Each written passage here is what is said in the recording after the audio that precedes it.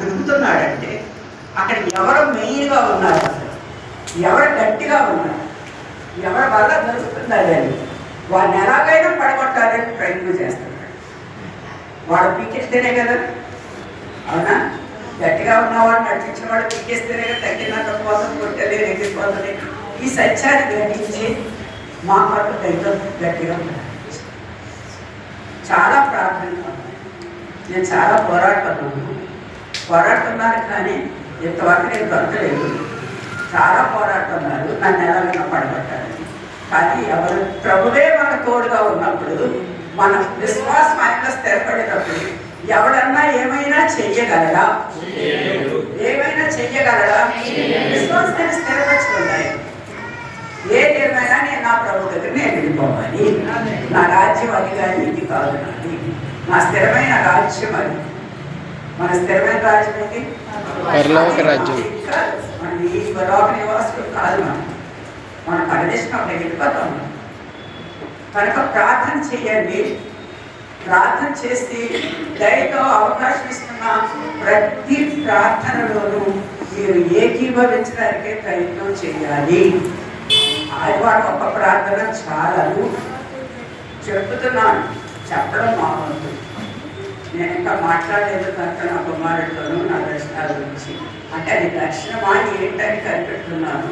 Already ఎన్నో నెల కలుగుతున్నాను కాబట్టి బయట పెట్టాలి. ఎందుకంటే మీ ప్రార్థన సహాయం కూడా నాకు చాలా కావాలి.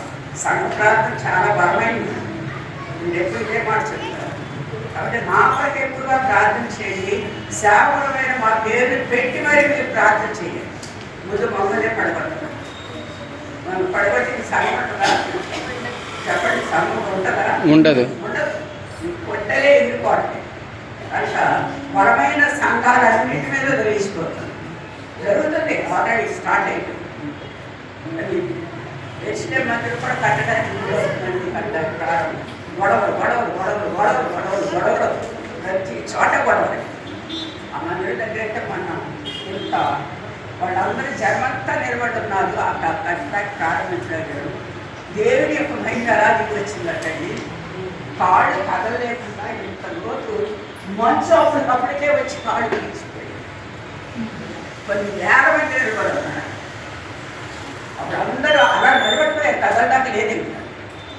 కాబట్టి అలాంటి సూచనలు అవి చూపిస్తున్నారు. ఆయనకి ఎదిరించి మనం ఏమీ చేయలేదు. ప్రభుని ఎదిరించి మనం ఏమీ చేయలేదు. ఒక్క వెంట్రుక కూడా మనం వెంట్రుకుంటే ప్రార్థించాలి. జాగ్రత్తగా ప్రార్థన చేసుకోండి, సిద్ధపడండి. నేను ఇచ్చే హెచ్చరిక మాత్రం ఉంది.